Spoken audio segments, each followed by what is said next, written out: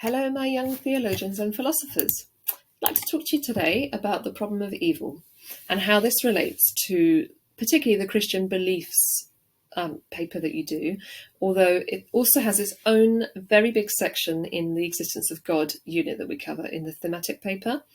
That's because for many people it poses perhaps the biggest challenge to belief in God, and so it's something that for thousands of years people have had to grapple with. And how can this be solved, this problem? This is why it's called a problem, because it's got to be solved.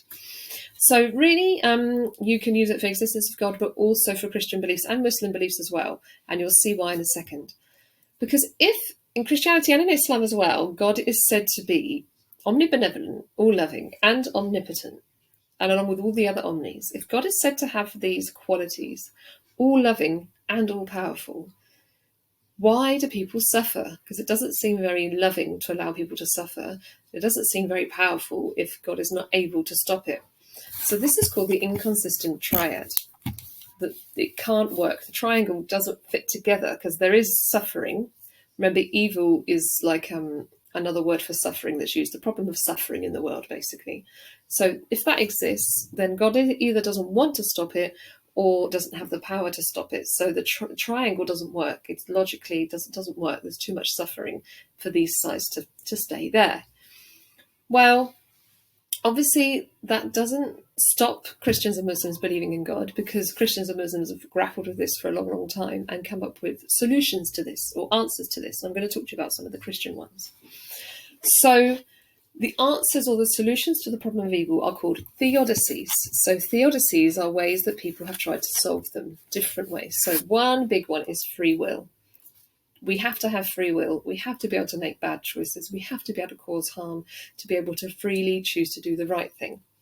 The second one is that life is a test, to test us to see. And that's a big one that's used within Islam. So God is testing us to see how well we're going to do. And this is also within Christianity. And St. Paul says, God is faithful. You'll be tempted, but not beyond what you can bear. So yes, things are going to be hard. You're going to want to do the wrong thing. You're going to be tested and tested, but God will not test you more than you can bear. It's within God's power, because God's omnipotent, and love. He knows, or she knows, you can't take it so far, so you'll just get tested to your limit and no further. So therefore, it's a test.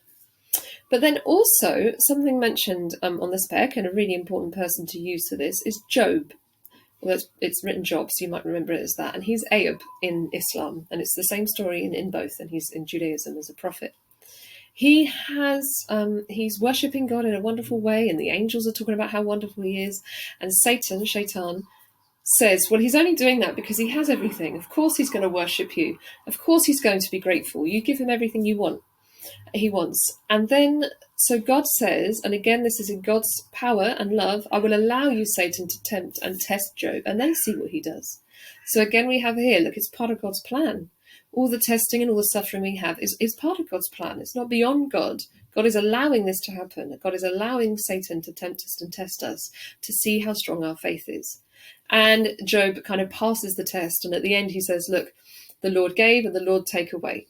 He's saying that he gave me everything. He gave me my wonderful life. And then he's taken it all away. It's in God's hands. So really, you can use Job to say that, and many Christians and Muslims do find comfort in this story. They might be going through very, very tough times. And then they see in these stories, God is still all powerful and all loving, even though this suffering's happening, because it's part of the plan. It's part of the test.